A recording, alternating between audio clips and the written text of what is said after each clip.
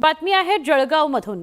जळगावातल्या चोपडा तालुक्यात चौगाव या गावात एक घर सोडून एक अशा पद्धतीने अनेक ग्रामस्थांना किडनीच्या विकाराची लागण झाली आहे। किडनीच्या विकाराने गेल्या 6 वर्षात 4 ते 5 जणांचा मृत्यू झाल्याची देखील धक्कादायक माहिती समोर आली आहे। रुग्णांमध्ये आबालवृद्ध महिलांसह तरुणांचा देखील समावेश असल्याची चिंताजनक बाब समोर आली आहे। गावातील पाण्यात क्षार जास्त असल्यामुळे तसंच पाण्यात दोष असल्यामुळेच किडनीचा विकार जडल्याचं डॉक्टरांनी सांगितलं।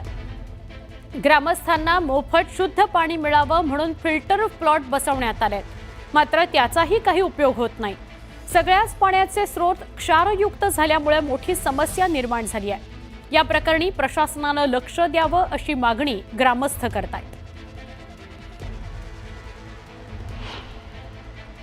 डॉक्टरांनी मला तपासलं तर किडनीला बुवा तुमच्या किडनीला डाग आहे, तुम्ही इथं काही होऊ शकणार नाही। मग मी जळगावला जायला लागलो। मग 2019 जळगावला गोळ्या औषधी चालू होती माझी।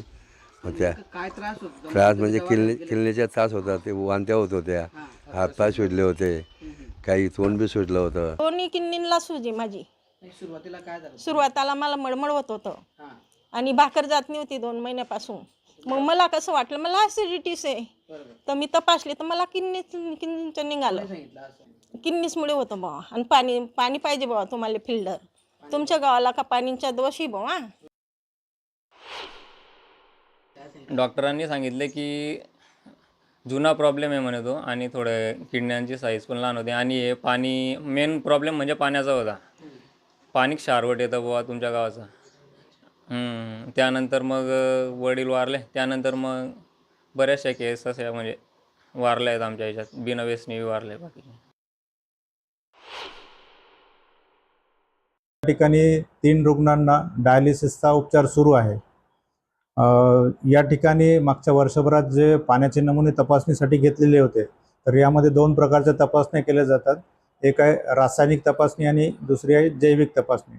तर या दोन्ही तपासणीमध्ये पिण्याचं जे पाणी आहे तर ते योग्य असं आढळून आलेलं आहे। तर यामध्ये कुठलाही घटक, रासायनिक घटक किंवा बायोलॉजिकल घटक कुठलाही असं काही अयोग्य आढळून आलेलं नाही।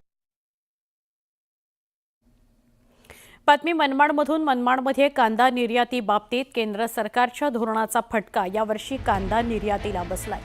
यंदा कांदा निर्यातीत 10% घट झाली आहे, त्यामुळे गेल्या वर्षीच्या तुलनेत यावर्षी शासनाला तब्बल 380 कोटींचा विदेशी चलनाला मुकावं लागलाय। आकडेवारीनुसार गेल्या वर्षी भारतातून 16,99,000 मेट्रिक टन कांद्याची निर्यात होऊन त्यातून 3,837 कोटींचा व्यवसाय झाला होता। दरम्यान गेल्या वर्षीच्या तुलनेत यावर्षी केंद्र सरकारला कांदा निर्यातीतून 370 कोटीचं परकीय चलन कमी मिळालंय। निर्यात बंदीचा फटका शेतकऱ्यांना देखील मोठ्या प्रमाणात बसतोय। त्यांना योग्य भाव मिळत नाही, त्यामुळे ते देखील संकटात सापडले। वेळोवेळी कांदा निर्यातीच्या धोरणामध्ये केंद्र सरकारने हस्तक्षेप करू नये आणि एक धोरण ठरवून आणि कांदा निर्यातीचा निर्यात बंदी न करता कांदा निर्यात ही सदा पण खुली राहिली पाहिजे। या सगळ्या घडामोडींसह सविस्तर बातम्यांच्या दुपारच्या बुलेटिनमध्ये आपण इथेच थांबतो आणि पुढचं बुलेटिन वेगवान स्वरूपातल्या घडामोडींचं सुरू करूया महत्त्वाच्या बातम्यांनी। महत्त्वाच्या बातम्या प्रायोजक पुष्कराज रागी डिलाइट्स, महाराष्ट्राचं लाडकं आणि नंबर 1 नाचणी सत्व।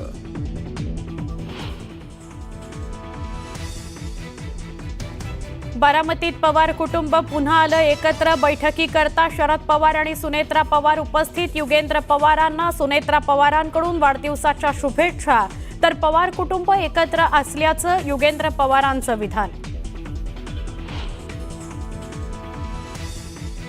राज ठाकरे यांच्यानंतर आता उद्धव ठाकरे ही कुटुंबासोबत परदेश दौऱ्यावर। 4 मेला उद्धव ठाकरे परत येणार असल्याची माहिती। एकत्र येण्याच्या चर्चेनंतर दोघेही परदेश दौऱ्यावर असल्यानं चर्चा।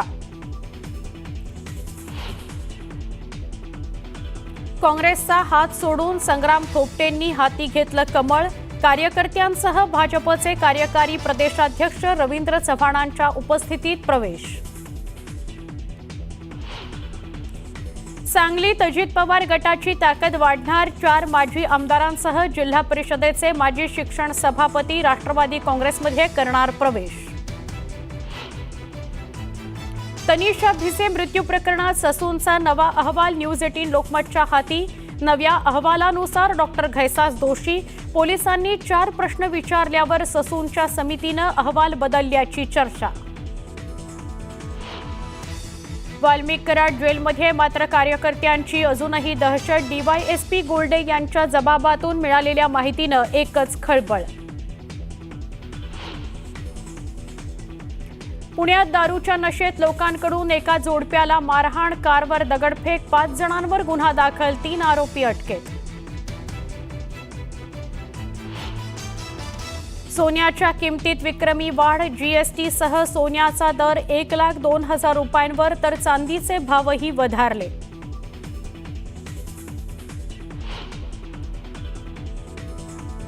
चुनाभट्टीत पोलिसांकडून 10 कोटींचं चरस जप्त, परदेशातील 2 आरोपींना घेतलं ताब्यात.